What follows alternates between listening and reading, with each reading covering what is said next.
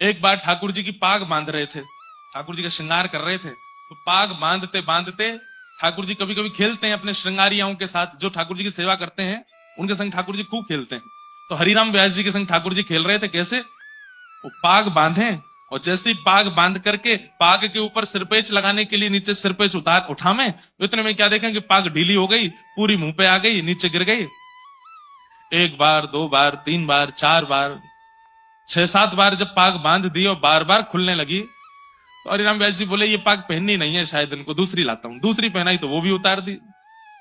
तीसरी पाग लाए और जब तीसरी पाग बांधी तो किसी ने बाहर से आवाज लगाई, बोले जल्दी दर्शन खोलो, इतने सारे दर्शनार्थी खड़े। तो हरिराम व्यास जी बोले जय जय, बहुत देर रह गई है, सुबह से मैं पाग बांधने में लगो, जल्दी तैयार है, जाओ बाहर सबन को दर्शन करने। पाग बांधी, ठाकुर जी ने अब की बार भी पाग उतार दी।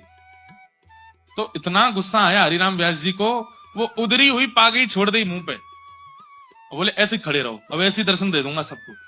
अरे सुबह से इतने लाड़ प्यार में आ गए हो, इतने ज्यादा जो है बिगड़ते जा रहे हो, इतने भाव से हम सेवा करते हैं और आपको बिल्कुल चैन नहीं पड़ता है, बंधवा रहे हो, खड़े रहो ऐसे ही, नहीं बांधनी अब पाग, और ऐसे ही दर्शन करा दूंगा सबको। अपने पुत्र को बोल गए, भोग आदि पधरा करके दर्शन खोल देना, मैं जा रहा हूं। बोले पिताजी गुस्सा क्यों? बोले ये ऐसे ही काम है यहाँ के, छलिया के पूरे दिन यहाँ की सेवा करते रहो, गुस्सा करें। बाहर जाकर के हरिराम व्यास जी चुपचाप बैठ गए। थोड़ी देर बाद भोग प्रसाद होने के बाद जैसे ही पर्दा खुले, आहा, लोग बाग जय जयकार करने लगे, मनोहर झांकी, मधुर झांकी, आहा, आज ठाकुर जी कितने सुंदर लग रहे हैं, आज ठाकुर जी कितने प्यारे लग रहे हैं।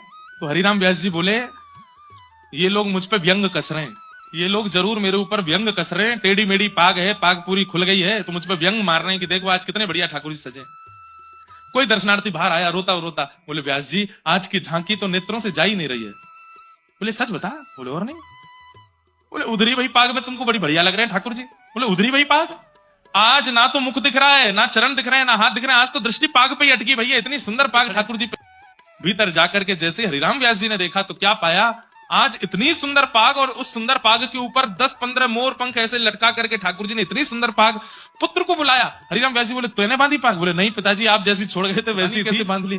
तुरंत हरिराम व्यास जी के नेत्र बंद हो गए और नेत्र बंद होते ही मन में झांकी प्रकट हुई, क्या कि मैं तो उधरी भाई पाग छोड़ के बाहर चलोगे और गुस्सा में। तब प्रिया जी, तब किशोरी जी आई और किशोरी जी ने आकर के देखी है ऐसे बुरे बाबड़े ठाकुर जी पाग क्यों नहीं बांधी। बोले आज मोए आपके हाथन से बदवावे को मनो, या हमारे हरिराम व्यास को परेशान कर रहे हो, अब आप आए गई हो, अब आप ही बांधो। तो आज की पाग किशोरी जी ने बांधी है ठाकुर जी को, इसलिए इतनी सुंदर लग रही है।